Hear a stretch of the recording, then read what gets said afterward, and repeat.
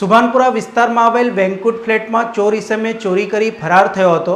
બનાવ સંદર્ભે પોલીસે કાયદેસરની કાર્યવાહી હાથ ધરી હતી। વડોદરા શહેરની પોલીસ હાઈટેક બની છે।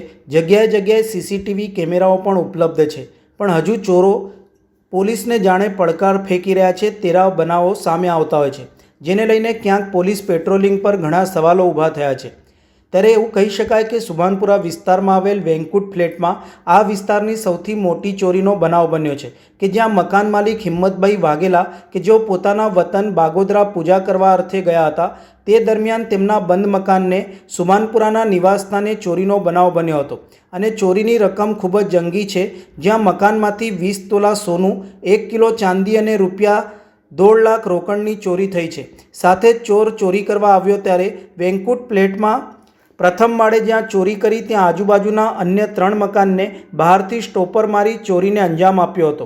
બનાવ સંદર્ભે પોલીસ દ્વારા કાયદેસરની કાર્યવાહી હાથ ધરી ચોર ઇસમને ઝડપી પાડવાના ચક્રો ગતિમાન કરાયા છે। મારા છોકરાનું ઘર છે, હું બાજુમાં રહું છું અને બાજુમાં વહેલા 3:55 મેં અવાજ આવ્યો તો જાગી ગયો। પછી કેવું થયું, જાગ્યો પછી બહાર હું નીકળ્યો ને અવાજ આવ્યો બિલકુલ સહેજ પર, પછી અંદર પર બહાર નીકળ્યો નહોતો હું।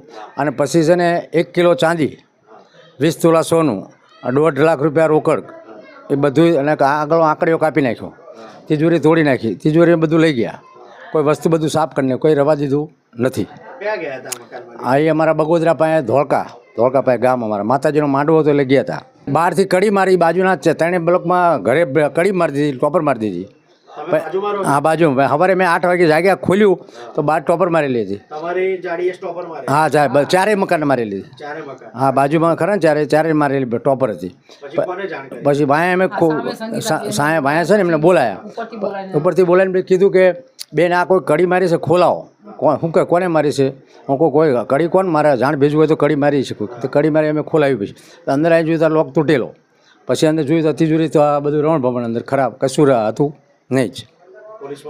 પોલીસવાળા આવ્યા, પોલીસવાળા આપણે ફરિયાદ લખાવી, પોલીસવાળા તપાસ કરીને ગયા બધી। પછી તમે ક્યાંય અહીંયા FIR લખાવવા આવજો પોલીસ સ્ટેશન।